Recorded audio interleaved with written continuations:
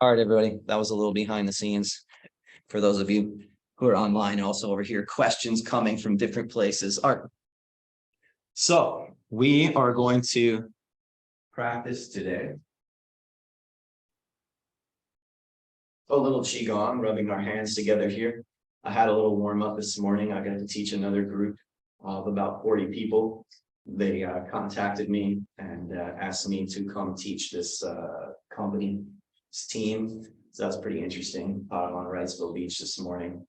And Nice. yeah, so had to teach them on the grass though, because the beach required like this $200 permit, and I was only going to be there for like a half hour. So anyway, we taught them on the hotel lawn, but it was still pretty cool. Anyway, so just reiterating here, just a little reminder. We have this class, and then we have 2 more of this class that we've been doing every Thursday for 2.5 years now. And then after that, immediately we'll be moving into a weekend program, 2-hour program. Qigong for Beginners, that one's titled same as my book. And we're doing some meditation, some Qigong practices, so definitely check that out. If you really want to stay dialed into the classes, if you pay the $45 a month, you have literally 2.5 years worth of classes to go back into and study. Some people are not into the online thing, but as one of the folks here, Eric, I was just talking to, him and I both, it's like when we have access to a master, go ahead and place your hands, little navel center here and under the belly button. When you have access to profound teachings that are coming out of a cave, which is how I like to share these things with you, that literally are going to help you deal with your life and figure out how to master your body and your health and fight off sickness and all of these kinds of things. For me personally, I eat that up. I literally have teachers that I cannot access physically. So I literally will sit there and I will watch it over and over and over again and mimic it to the point that I was telling Eric the story of a teacher that I have never met in the physical. I know people who've met him, I know friends of his, so on, but I've never directly studied with him. I became so in tune with what he was teaching over 10 years, watching, and it was back on VHS. It's like the set of 7 videos or something. I wore them out. I bought a second round, wore those out. I watched them constantly. People in that particular art, that particular martial art, will come and say to me when they find out about myself and him and so on. They go, "Oh my God, you're like his twin." In fact, Linda is on there today, and Linda was one of the people who made a comment on my website recently. I put up a video of myself doing this practice, and then I put him up, and Linda said, "Oh my God," she's known me for like 20 years. She said, "Oh my God, you're like twins," and never got to study with him in person, all on VHS. So anyway, so don't underestimate the power of the internet and some self-discipline and some practice. So on. So today we're finishing out with our grounding, our month of talking about grounding. And then we're going to have a couple classes left where we're going to cover some practice related to mental clarity. And then, like I said, Saturday, November 12th, 10 to 12, we'll be going into a Qigong for Beginners program, but we'll have meditation in that. We'll have an awakening lecture, always. Right, Carrie? Always. She's nodding her head. Yep. Always gotta provoke the brain, the mind, the second brain, the spirit. Gotta wake it up. Inhale, exhale. And if you haven't been to Wilmington yet, and maybe you haven't even been to a full weekend program yet, January 21, 22, right here in Wilmington, full weekend, we're going to light it up. People often say to me, "I have no idea. How did I get this much energy? I know we did this and we did that and we did the other thing, but oh my God, what happened?" So what concentrated practice will do.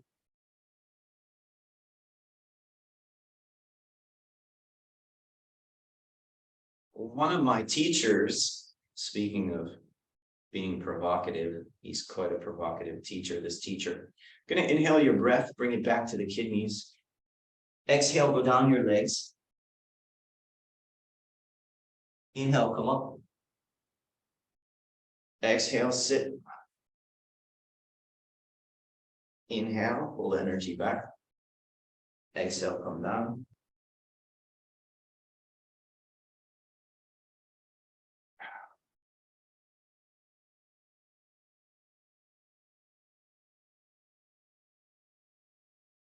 Some of you know I have a background in molecular cellular biology, and I'm into things like bacteria and virus and understanding those things. So I've worked with various masters who have some very profound insight into the energy dynamics of those little creatures and how they influence the body. And what is happening with viruses, which you've already heard over the years, and bacteria, only you hear it just a little bit, but they're getting stronger and stronger and stronger. Exhale.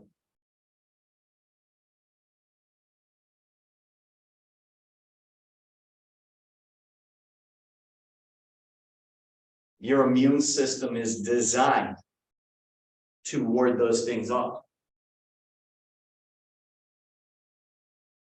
But not just the immune system that you typically hear about in high school or something, high school biology. In Chinese medicine, we talk about the energy fields. Some of you know I have a full weekend program on Wei Qi.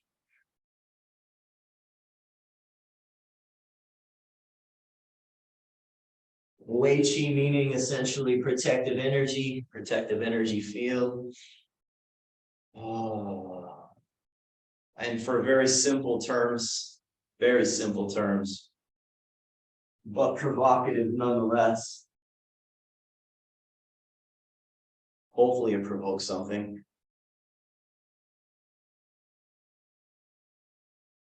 I'm going to get to it in just a sec.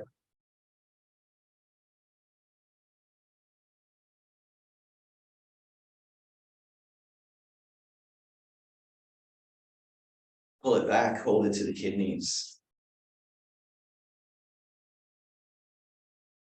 Not all of you, but most of you have probably heard me say from time to time, Qigong. It's awesome, it's amazing, it's so cool, so what? The power is not in Qigong, it is in the same way that I would say somebody's got a sword, so what? There's no power in the sword unless you know how to wield the sword. It's in your command of the energy. Qigong means the skilled cultivation of energy, universal life force, Qi.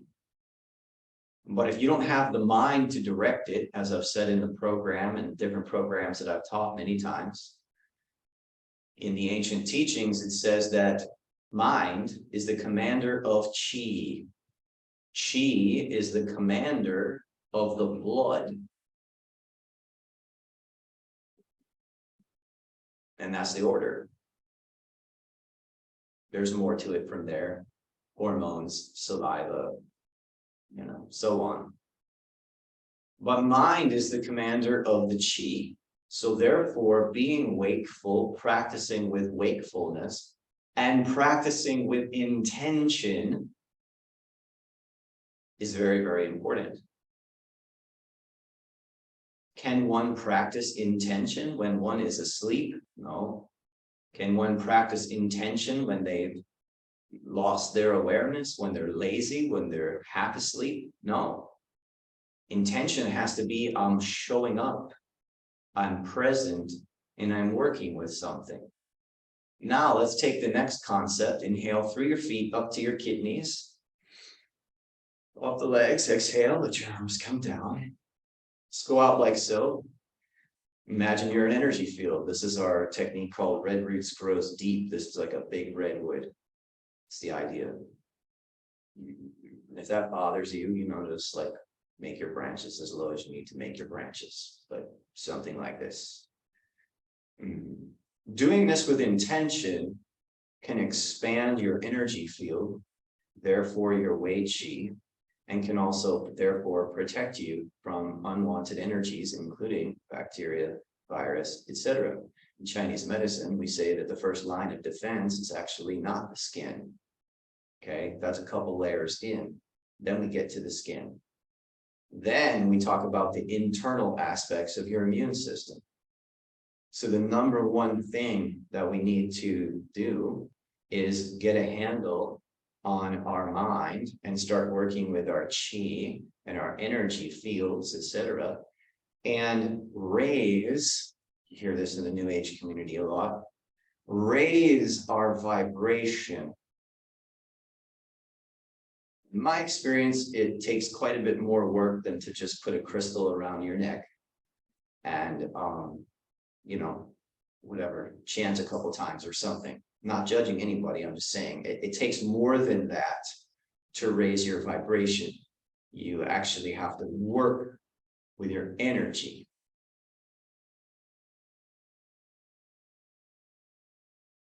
For years now, I've traveled around the country and I have said the following. I'm gonna move back. I'm gonna bring my hands all the way up like this. I have said for years now in traveling the country, if you haven't heard me say this, first time, it's cool. 10th time, cool. You're hardwired for greatness. Your own body, your own being, your energy field, what's happening inside your energy dynamics. You're hardwired for greatness. At the same time, you're stuck.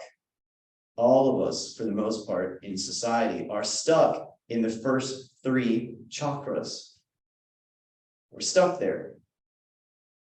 And we keep looping there and getting stuck there. See what we're doing with our hands right now? We're literally saying to the energy, rise up out of those lower 3 chakras, move up into the upper chakras, rise through the spine.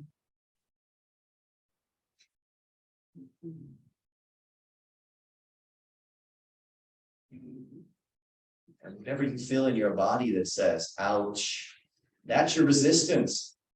That's what's being held in the lower chakras. So it takes some discipline over time to say, I'm going to do this for the next 3 minutes, 2 minutes, 3 minutes, 10 minutes, whatever your thing is. You've got to build up to it. And then you got to go past your wall with it.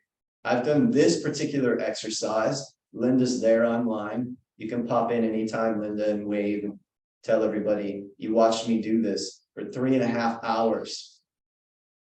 3.5 hours. I did this posture.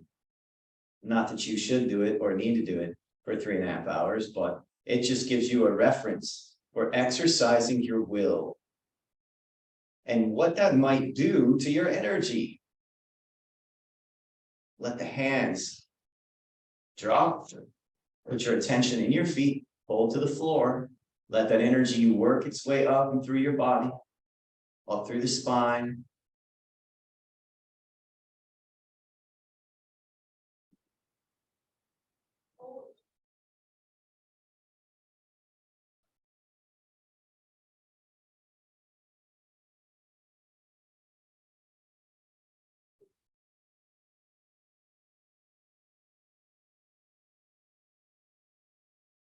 If everything, shake it up. If everything, let's go to a little gentle drum here. The physicists, quantum physicists, the masters, the Matrix, the movie The Matrix, it all talks about how all of this is happening within your mind, not your brain, mind. Your brain is a receiver for mind, which is greater. So just listen to what I'm speaking to you here today. Am I just teaching you Qigong to heal your body, or just this or just that? No, this is about waking up your consciousness. This is about awakening your spirit. This is about bringing back some very powerful and profound life force to your life. Why? Because you need to be saved? No, but awakening is the next step. Awakening is the transcendence of what the Buddhists would call samsara. It's called waking up. And those of you that are fans of me know that that is my teaching. That's why you come back. Some other people, they're not fans of that. They run away. But then it's all good. It is what it is. But, but if you're following where I'm going with this whole thing, it's called waking up. The Buddhists refer to samsara as waking up. In other words, if they say waking up from samsara, they're saying waking up from the cycles of death and rebirth. So rather than going from fear and desperation and anxiety and terror, and then dying and being reborn and rebirth and on and on and on through incarnations, which is their story, take it for folklore or take it as legit. But anyway, lifetimes of experience over and over and over again.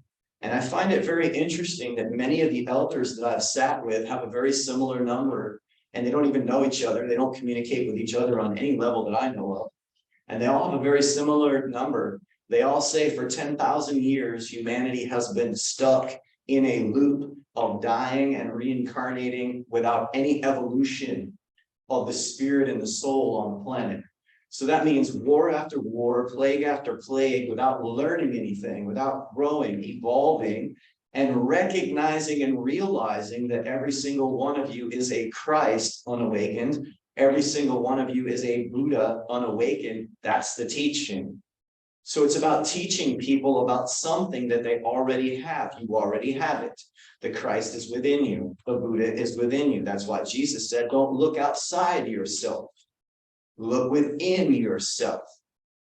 But in order to look within yourself, you might have to do some of these exercises that some of the ancient masters came up with, like meditation, like Qigong practice, like yogic practices, like breath work, etc., like mantra. Because in my honest opinion, as frank as I can be and as honest as I can be, I know no other way to get through it. To cut through what I had to cut through to heal my spine, and to cut through what I had to cut through with my karma and my family and things that I needed to heal and so on. I needed every single one of those tools. Every single one of those tools, and I'm here practicing them with you, talking to you about them, because I still need every single one of those tools. And I made a comment that, is it about saving you? And then I went in a certain direction with that. But I also wanted to point out that it's not just about saving you, so to speak, or helping you or awakening you. It's about all of us choosing to go to a higher level in energy all around the world. Because unless we do, then we are going to be controlled by warmongers and violent people and dysfunctional people and all of that kind of stuff. But if you get enough Buddhas in a city or a town or a hotel or whatever the thing is, you're going to start changing the energy around that place. And you're going to start changing the energy around that town. You're going to start changing the energy around that planet. And by the way, people who are really into war, if you haven't met any of those folks, I have. And if you've met them, you know what I'm talking about. If you haven't met them, then let me just tell you, they don't believe in any of this energy crap. What are you going to do with that? What are you going to do with this energy? Oh, they're over there twisting and they're holding their arms out and they're practicing breathing. Talk about stupid. And they're just going to fight with guns and they're going to fight with weapons. And that's where their consciousness is at. So the good news with that is they have no idea what you're doing, how powerful it is. They have no idea how powerful it is. Because when you're fearless, you know, you might be able to go hug a soldier and get that soldier to melt. And, you know, maybe you have some love and kindness and they set down their weapon. Anyway, you get the general idea. It's just like a metaphor, mostly symbolic of what I'm meaning on the bigger picture, right? So what does this do? We're doing gentle drum. What does this do? Well, if you are studying with, you know, somebody who's just talking about acupuncture meridians, you get a certain teaching on that. Every once in a while I do that, but I'm not super interested in going into that aspect of it because we need to talk about the bigger picture. The bigger picture is you need to break up the root chakra. the lower dantian, the emotional body, the second chakra, the third chakra, the mental body, the energy field associated with it. We've got to move the legs, the knees, the hips, and we've got to break up the stagnation so that we can use that energy to eventually, at some point, hopefully, start to crack open the turtle shell that lives around the heart space. Crack the turtle shell that lives around the heart space. To eventually crack the turtle shell, holds itself protected around the heart space. And if you do, there's a profound awakening there. I've already had a couple. Most of you have heard my story on that before. Very, very profound. But I know that I haven't arrived somewhere. I still have more work to do, and I'm looking forward to the next time it happens. The last time it happened to me that significantly that I'm sort of referencing, I was about somewhere between 25 and 28, and it was ecstatic. I'll never forget it. And extremely profound. And heart center opened up, and I was massive vortex of energy in my chest. Anyway, I'm looking forward to the next round of that on whatever level that it happens.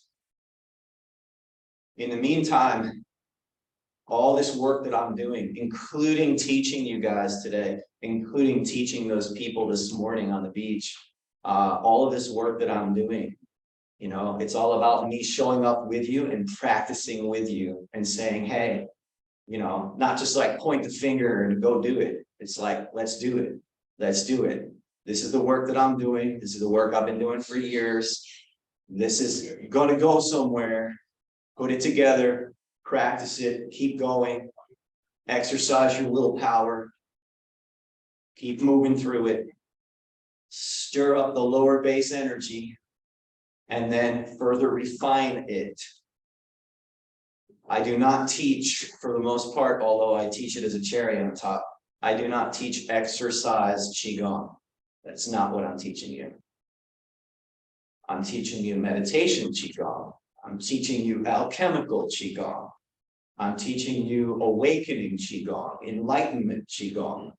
Some people would call it religious Qigong, although I don't really like that term too much. We'll call it spiritual, yeah. They define it technically in like the history books or whatever as religious, but I don't like that at all. Blow that up.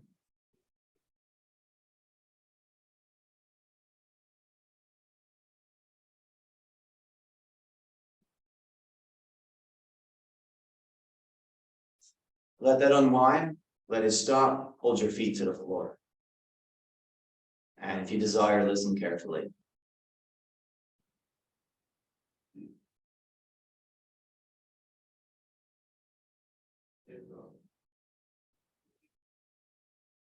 If you're always looping with the same thoughts, same emotions, same feelings, same problems, same challenges, how are you going to break that up? How are you going to change that? How are you going to make a difference in your life? You have to find a way. The kinds of things that I teach you, these are ways to create a gap for yourself. Any true gap is a form of meditation. Any true gap between your past and your future is meditation. Any space between your past, which by the way, exists nowhere except in your mind and in your emotions. Without a gap between your emotional past and your future will just be a repeat of the past. There's a science behind that. And if you honestly look at it, it's not that difficult to see. If you're honest and you look at it, it just makes sense. Creating a gap in your emotional state so that you and your body feel different that your energy feels different, that your emotions feel different, that you have some space and maybe you can take a deep breath. That's a beginning. That's a great start in the right direction. Go ahead and march your legs. Maybe as you continue to practice like waterfall, for example, or any of these exercises, you can get yourself grounded and back to center so that you can go back to whatever the life is that you're living and influence it with a greater positivity. You don't even have to open up your mouth and talk about it. People will feel your energy. Hold the floor. That's a practice of grounding. You go to some degree of a horse stance and you hold the floor with your feet. Upper body should be relaxed. Let it drop. Upper body should be doing very little. It's just there, sitting on top of this seat.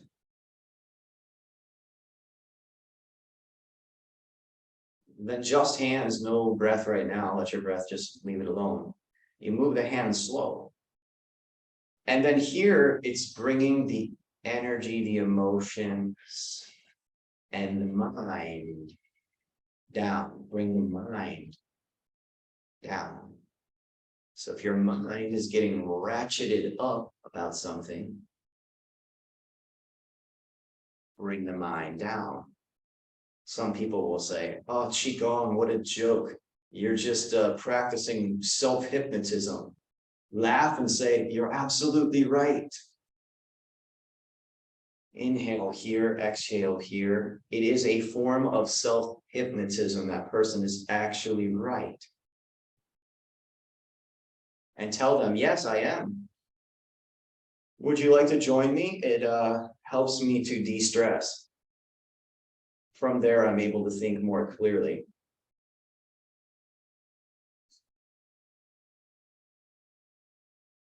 So sometimes you've seen me do this one where I go up when my hands go up, right? But right now I'm just staying in this horse stance. My hands are going up. My horse stance isn't changing. So sometimes I'll go up and then I come down when my hands are coming down. But right now I'm just keeping that horse stance. You can do it either way for today. This is a harder version because my legs are isolated. They're not moving and they're practicing some degree of an isometric exercise.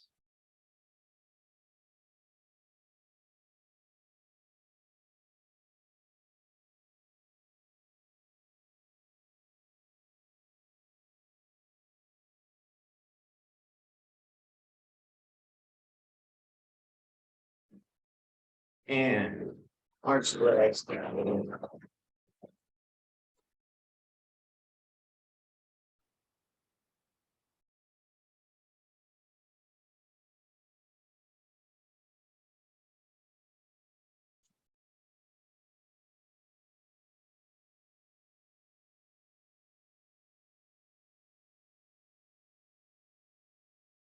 And then while you're down there, reach toward your toes or your knees or the floor. Breathe.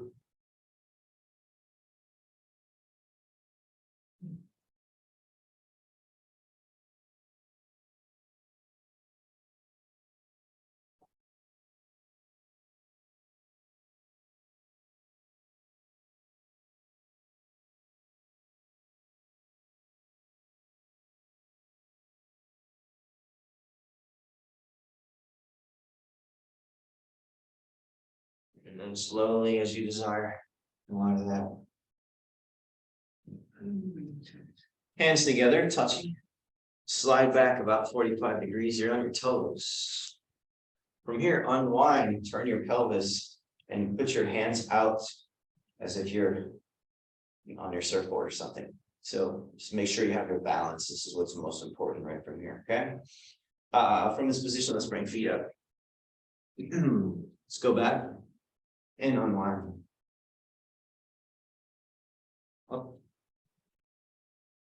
Exhale your breath. Up. Now, when you do this with your arms, some people will just kind of go like this. Put your arms like that if you would, Keith. Get on your surfboard. Do you surf like this, Keith? Which is more straight. Do you surf like that? No. Why don't you surf like that? Because he's gonna fall down. You see, no balance, okay? So you have to have your elbows somewhat bent. They have to be close to you. And then your knees have to be bent. And then you're working with your hands and your arms, eventually in some capacity, okay? So for example, we could have them circling, like so. Gonna move to the other side and we're here, okay? Now also, I can do this in sort of a somewhat rigid way. I step back and it's like blocky, okay? And it's blocky. But check this out, when you get a little better at it and you understand this, do this kind of like with your upper body, kind of like swing it. And then kind of like roll with your elbows like this. So like a little bit of like a reeling silk-like motion. So when you're here, I'm here, my upper body, you see it wiggle? Like it looks like I'm moving my arms, but so like one way to maybe teach you is like elbows, see elbows, and I'm pivoting at the waist, elbows. The main thing is just you're trying to make that upper body very yielding, okay, flexible, bendy, all of that. So that when you move to your position, you actually, this is wiggly. And then you settle.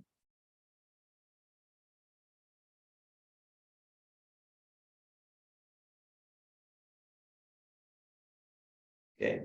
From this position here, if we have a pass of the hands, like tap this shoulder, but we keep them going. One, and then we go around twice. Backhand feeds as the foot comes in. Paint the fence. Go up, come down. From this position, look, you're already on your other side. Touch the shoulders if need be. Otherwise, your hands are traveling. They're traveling around a couple times. The backhand, as it leads in, the foot comes. And then you're going to paint the fence. Once to the side, go up, down. It doesn't have to be exact. But you have this motion, then you have this motion, almost like a figure 8 motion. And if I just isolate, this is just my arm, see, that's just my arm. I want to bring my body into this. So I'm pivoting at the navel center so that as my hand approaches toward the front, toward my computer, my navel center is coming with it. And then as I go back the other way, my navel center will move the hand. We talked about this last week.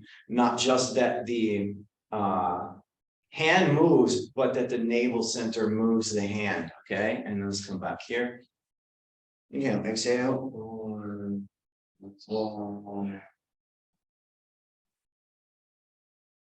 A little more of a guttural sound. That can help with the grounding. It's like a WHOA sound, but it's more guttural. So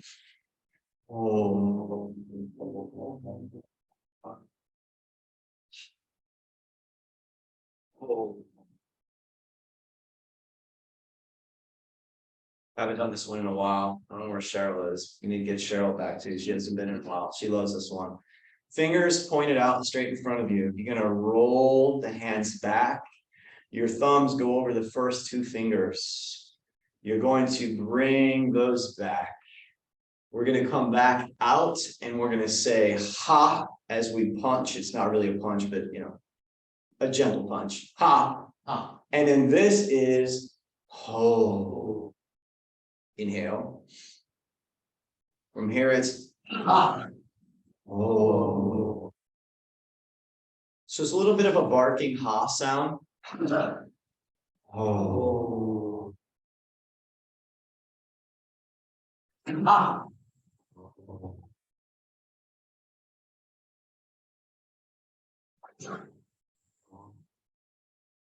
Good. And this hand has got a plate on it. Don't drop the plate. Set the plate in the other hand. Don't drop the plate. Sometimes we go over the head. Lately, I've been showing you this one to the front, trying to give you that one as well. So to the front, keep it in the front. Bring it around. Here, there might be a little inhale happening. Here, you're exhaling. Here, the inhale might happen there. If you want to inhale, that'd be the time to do it. If you want to exhale, that'd be the time to do it. Otherwise, let your breath alone. Don't even pay any attention to it. Let it do what it's doing. I mean, focus on it, but don't control it, is what I really meant to say there. So focus on it, have awareness of it, but don't control it. Or little inhales happening here. Little exhales happening right there at the end. Also, notice here, here's just stationary. I'm like in some degree of horse stance. As you start to play with this, if you desire, you can like elongate. So for example, I'll elongate this leg. So I'm moving this way, see?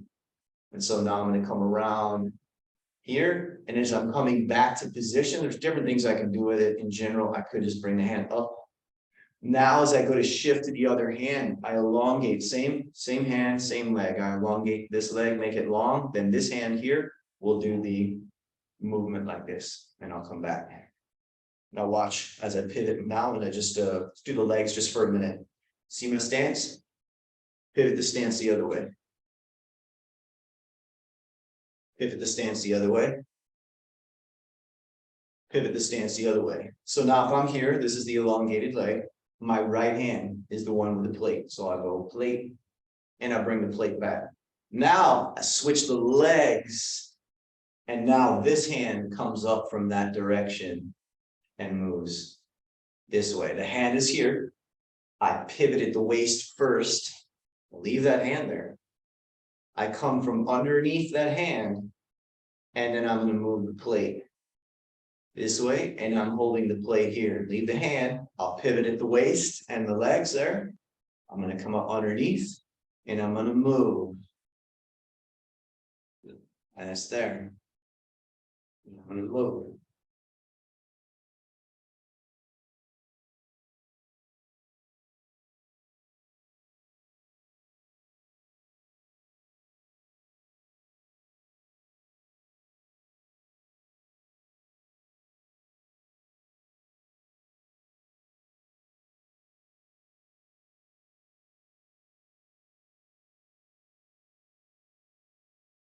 If you wanted to, go over the head, making that movement a little bigger, opening up the shoulder and the lats and so on a little more.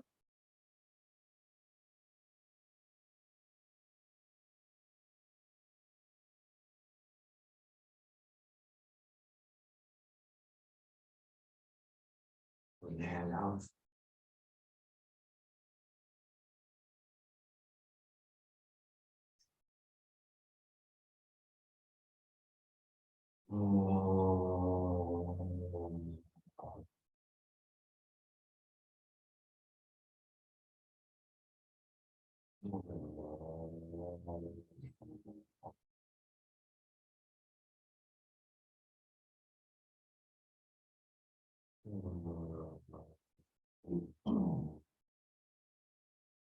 Take the energy, go up, inhale. Exhale, send it up the spine. Inhale. Exhale.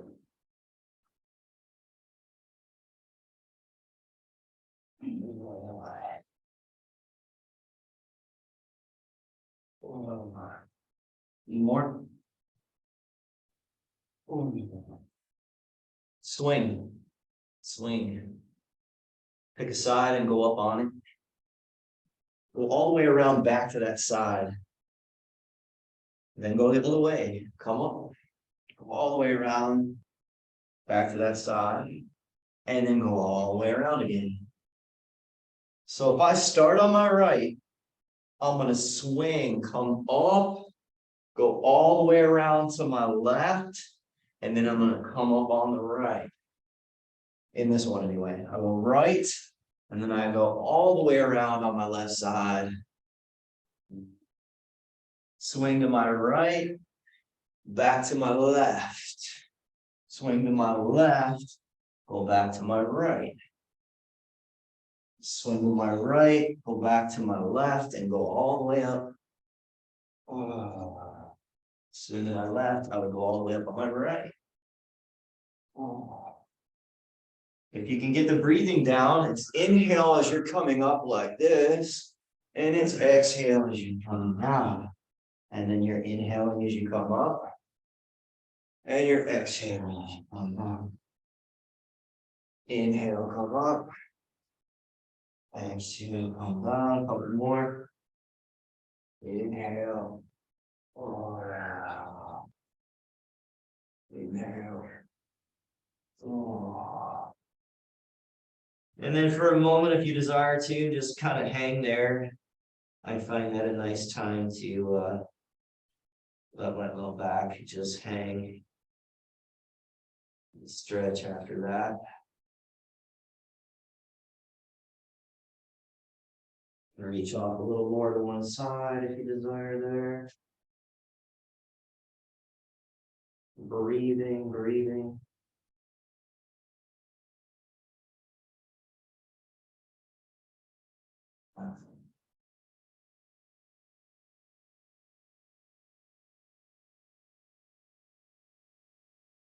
And then as you desire, kind of come out of there.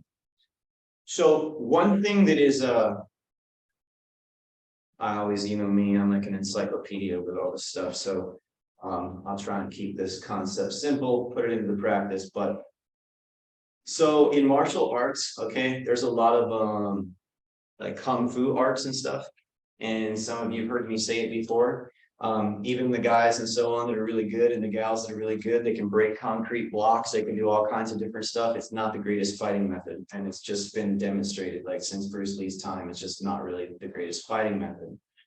So a lot of people are like down on that, and there's a lot of hype out there in the world like kung fu sucks as a martial art. Here's the thing, kung fu is straight up Qigong. That's what it is.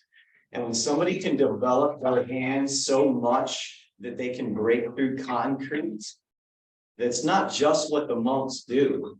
They move trees. I mean, like they pick trees up and they move them. I mean, with their head. Look, you see what I'm saying? Like hours and hours a day, Carrie wrestles with this tree. That's why we named this tree after Carrie. And Carrie's not going to take this from this tree much longer. Flicking her in the back of the head. So if you're good, so if so kung fu masters, they can like, did you see that? I like lifted. She was trying with her head, but then literally I was like, boom. That's what masters can do with their chi if they focus. All right. Anyway, but these methods, oh my God, they're amazing for getting you in your power and out of fear. And bringing back your confidence. Forget about fighting somebody else. Use it for grounding and use it for shaking off your fear. Let me show you a couple. Some of you have seen some of these before. First one, if you're right-handed, you're going to leave your right foot forward. If you're left-handed, you'll leave your left foot forward. I'm right-handed, so I'm going to put my left foot back. From here, I'm drawing my sword. That's my sword. My right hand sits on top. My left hand is on the bottom. From here, I'm not going to do this. See this? I'm not going to do this. Okay, I'm actually going to let this imaginary lightsaber or sword or whatever, I'm just going to let it drop. Like I'm slicing a watermelon. The sound I'm going to make though is this. I'm going to go slow motion. I'm going to go, Yoosh. Like Y-O-O-S-H. Yoosh. Now, Yoosh. And it comes from the belly. Yoosh. Yoosh.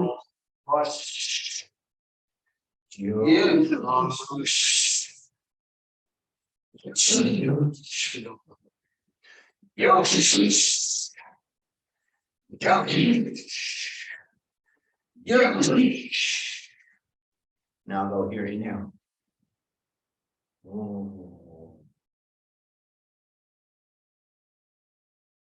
You feel that? The better the quality of your practice in terms of how you just did that, the more you're going to feel from that. Masters, there's an art called Aido, where all they do is practice drawing the sword, putting the sword back. Draw the sword, put the sword back. Draw the sword, put the sword back. Aren't you gonna cut somebody? No, we just draw the sword, put the sword back. This is what I love about some of the Asian disciplines and so on. You practice over and over and over again, and the idea is to develop mindfulness. I watched folks today. Let's take an idea. Let's go with this one here. Is just bring your hands mindlessly up like you're doing aerobics for a second. That is not Qigong. Feels different, doesn't it? Just lift them up mindlessly and put it back. Immediately makes you feel like ungrounded. You're like, what the hell's going on? No right? energy. No energy from it. So from here though, take your hands and imagine you're moving through like the energy around you is a little like, I don't know, thicker like cake or something, or fog, like a thick fog. And then bring that up. Now exhale as you settle your hands. Let them drift back past the hips. And then inhale through the thickness a little bit.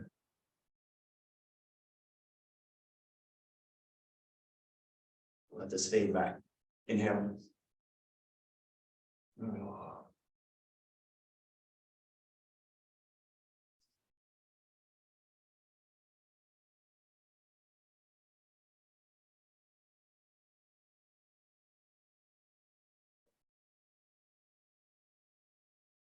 And this one here, you can hold this almost like a beak and also bring it.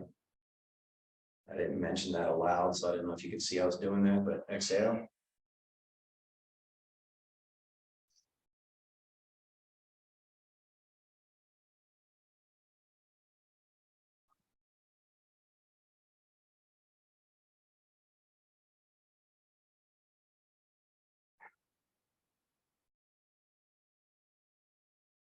Right hand or whichever hand, but bring it down in alignment with your face here. As you get down to your chest, turn the palm so that it's parallel with the floor and move the energy down. Then do the same thing with the other hand. It comes, facing parallel to my forehead. And as I get down toward my chest, I'm going to turn it over and I'm going to move mind and energy down into lower dantian. I'm going to come up, same thing, bring down mind, energy, attention, bringing it to lower dantian. I might even pause here on that one and then go. This one here coming down initially. Sometimes you want to turn this over so it's parallel to the floor, like this. Then the hand can stay parallel to the body the whole time. You walk it down. Then take your fingers like you're zipping your jacket. Bring it down about 3 finger widths below the navel center. Hold it there. Then do the same thing with this hand. Bring it down like a zipper. Hold it there. Bring your hands, hold one of them. Doesn't matter right now which one's on top or under, but hold one. I was showing you this beak-like position, like this. Hold one of them raised. About 3 finger widths below the navel center. Take the other one, set it right on top. Let this hand underneath collapse a little bit, but keep the fingers somewhat pointed and focused. Stay there for a moment. And inhale and exhale right to where those fingers are.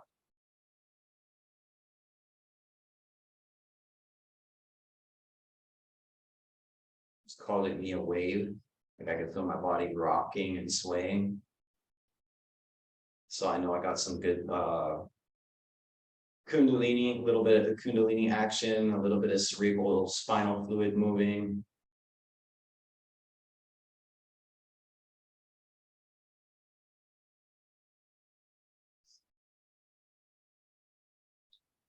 Essentially chiing yourself here, which also means harnessing your chi. So staying focused there for a moment.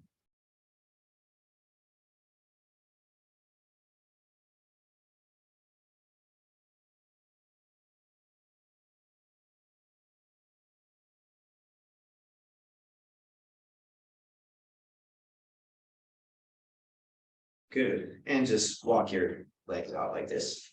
All right. So an important point I wanted to make here, something for you to meditate on for next time. Let's tap out the legs here real quick.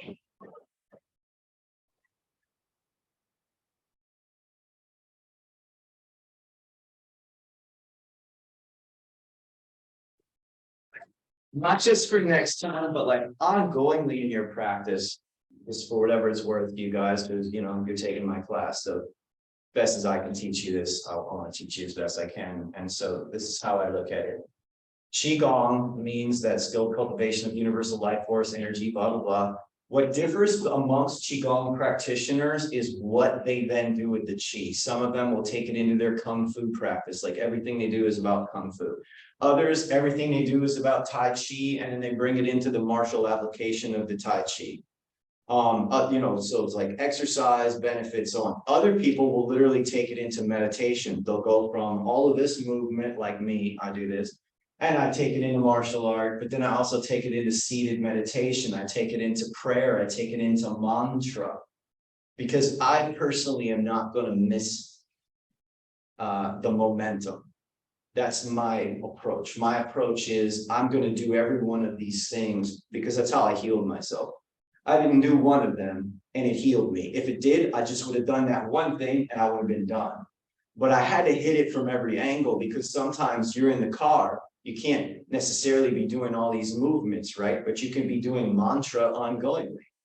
You could be doing certain breathing patterns ongoingly. So what differs amongst Qigong schools is we're all practicing Qigong, we're all gathering Qi, harnessing Qi, but then what are we going to do with it? What is our purpose?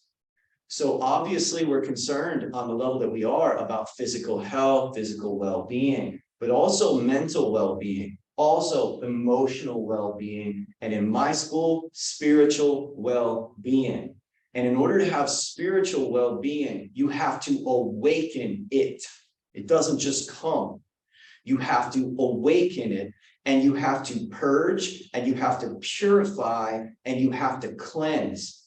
What did I say? Excellent. Purge, purify, cleanse, whichever order you prefer. But you have to move through these things to make your vessel clear. That's why Jesus and others said it doesn't live out there. You have to do it inside. You have to keep cleaning. And then so you say, like, for example, you might say, well, what do I have to clear? And Carrie says everything. she's wise. She knows everything. Okay. But every emotion that you can think of that's negative, give me the name of one. Fear. Another. Another. She took mine. Oh, nice. Val just blamed Carrie for taking hers, which is anger. Damn it. And so there we go. We got some envy. We got some jealousy. All right. Can somebody show me some greed? Anyway, so envy, jealousy, greed, fear, shame, guilt. Guess what? These are human emotions. They are normal on this planet. They are abnormal to a Buddha. They are abnormal to a Christ. Learning to abolish them, remove them through what method? Purging, purifying, cleansing, wash the floor, wash the counter, wash your mind, wash your breath. And when you go, oh my God, Keith comes to me, he's like level 4 pretty soon. And the next thing you know, he's like, man, I'm like more stressed out at level 4 than I was at level 2. I think I'm a pretty pissed off person. Good for you, man. You're getting into it. You're digging deeper into the layers. And then you have to practice to purify that. As I've been teaching my daughter since she was like 3, when do you think the hardest time to practice any of this stuff is? When you're feeling bad and you're in it. So guess what? Practice preventatively. And then when the SH hits the fan, practice more. Practice preventatively. And if the crap hits the fan and you feel like crap and you're down and your mind's not working right, I'm telling you, go, watch any of the videos and so on, the teachings, the seminars, it's in your lower chakra system, root chakra, body, emotional body, navel center, solar plexus, mental body. We have to clear them. We have to purge them. We have to get rid of that question. If you have physical pain. The question just was asked about physical pain. Physical pain, which you'll learn about in the certification program. You'll hear me say it many, many times. Physical pain is covering up what? That's right. Sit with your physical pain just long enough and you're going to see a layer of emotion rising. And initially, you probably won't even know what it is. I mean, it might come out first as anger, but then it's going to change. It's going to morph. It's going to be sadness. It's going to morph again. It's going to be grief. Keep going. What if it's a muscular pain or arthritis pain? If it's a muscular pain, if it's an arthritis pain, stand in standing tree meditation until it becomes emotional. And you start to sweat and shake. And you feel like, I'm freaking out right now. I can't do this anymore. But then ask yourself, is that really true? Like, am I really dying right now? You're not dying. You feel super what? What'd I say? Emotions feel what? What's my word? Come on, man. I asked you guys last time, what's my word? What's my word? Don't worry about it. It's weird. There it is. It feels weird. That's how you know you're working with your emotions and you're clearing your emotions. So do the best you can. Thanks, everybody. We'll see you next week. Thank you, Dave. Thank you, David. Thank Hey, you. David. Go get them, David? team. Yes, Linda, you're going to tell Yeah. everybody. I wanted So- to tell everybody. Hey, Linda's going to tell everyone. Hey, check it out, guys. Guys, Okay. gather around. It's a tea party. Hey, it's a tea party. I did want to tell everybody that I have actually absolutely seen David do the practices for like 4 hours. But I think even the more amazing thing is that everything to him is Qigong and he lives it all day, every day in everything. There you have it. She's known me for 20 something years. One of my first students back in Boulder. So Yep. long time. And I have taken her to train with me with some of my master teachers, my meditation master. She's also been to see my Taekwondo master. I dragged her there and she made it all the way to red belt. How old were you when you got your red belt? 60 something. She was 60 something. He would not give her black belt. He said, it's not your time for that. But he let her go all the way to red belt, which was unbelievable on so many levels.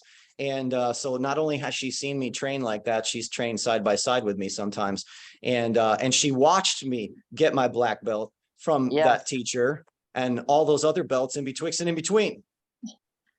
Yes. And it was in her house that I held my hands up in the air for 3.5 hours. Yeah. Just to show her that it could be done. Yeah. I did not, but you did. Yes. Well, we had a lot of students at that time coming in and out of her place.